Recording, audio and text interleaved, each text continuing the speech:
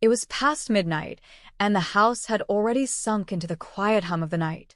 I sat on the couch, mindlessly flipping through channels, the weight of the day still pressing down on my shoulders.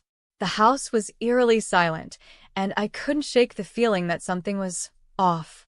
The night was too still, too perfect. I told myself it was just the exhaustion settling in, but deep down, I knew something wasn't right. I had been alone for the past few hours. My husband was on a late business trip, and the kids were staying at their grandmother's house for the weekend. I had always enjoyed these quiet nights, relishing in the solitude. But tonight, the stillness was unsettling. I checked the time on my phone, 12:15 a.m. I had intended to go to bed early, but the unease that had settled in the pit of my stomach kept me glued to the couch. It wasn't until I heard the sound of a distant knock that I finally snapped to attention. A soft knock, quick, almost subtle, but enough to send a chill down my spine.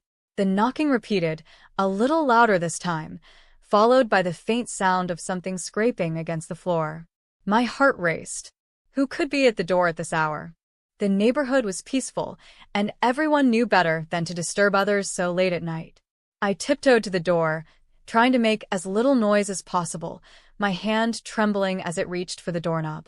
It was then I realized, my mind racing, that I had forgotten to close the door earlier. In my rush to get comfortable, I had left the back door ajar. The cool night air had flowed into the house unnoticed, and now it seemed to be inviting something, or someone inside. Panic surged within me. I had grown up in this house.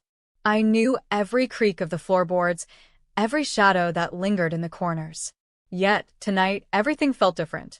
There was something lurking just beyond the door, something I couldn't see, but I could feel. A presence that wasn't supposed to be there. I turned back to the living room, heart pounding in my chest, when I heard it, a soft, deliberate step inside the house. I froze in place, unable to move, my breath shallow and erratic. The sound of that footstep seemed to echo through the empty house, sending waves of terror through my entire body. I turned toward the door, trying to convince myself that it was just the house settling, that my nerves were playing tricks on me. But deep down, I knew something was terribly wrong. I forced myself to take a step forward, but my legs felt like they were made of lead. The silence that followed was deafening. The air was thick with tension. I strained my ears, trying to hear anything that would give me a clue as to what was going on.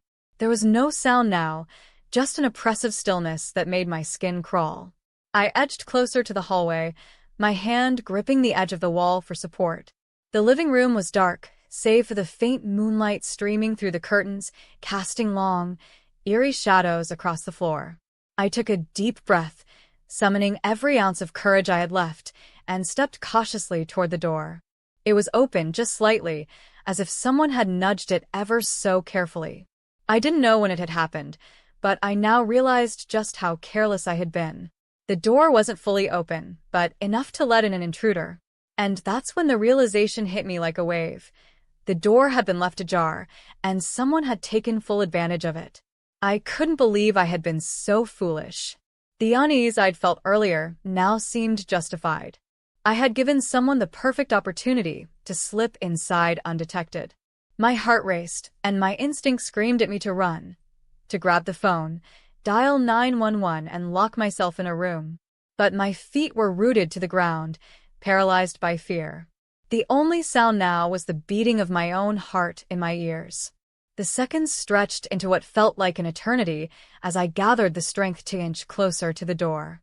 Every fiber of my being told me to turn around, to escape, but I couldn't bring myself to leave. I had to know who or what had entered my home. With trembling hands, I pushed the door open just a little further. The hallway outside was dark, but I could see the faint outline of something or someone standing at the end. I squinted, trying to make out the figure, my mind racing for an explanation. Was it a shadow? A trick of the light? Or was it real? My breathing quickened, and I felt the familiar panic that always accompanied situations like this, the gut-wrenching feeling of being completely vulnerable. I tried to speak, but my voice caught in my throat. No words came out. I wanted to scream, to warn whoever it was that they had made a mistake, but I was frozen. The figure didn't move, didn't speak. It just stood there, as if waiting for something. Then, suddenly, a low voice broke the silence. "I knew you'd be here." I stumbled backward in shock, my eyes wide with fear. The voice was cold, detached, like a whisper from the abyss. The words sent a chill down my spine, and for a moment, I couldn't even breathe. I had no idea who was standing there or how they knew anything about me. All I knew was that I was no longer alone. The figure finally stepped forward, and I saw them more clearly in the dim light.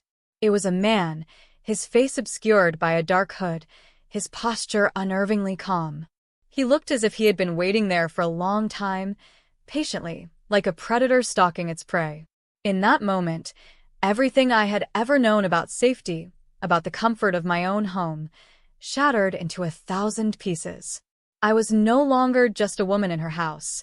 I was a victim, a target. I backed away further, instinctively reaching for the nearest object, but my hands found nothing. I couldn't think clearly. My mind was a haze of panic and confusion. The man took another step toward me, and that was when I realized I was trapped. The door was wide open, but I hadn't closed it. The very thing I had forgotten to do was now the reason I felt so vulnerable. And I was going to pay for that mistake.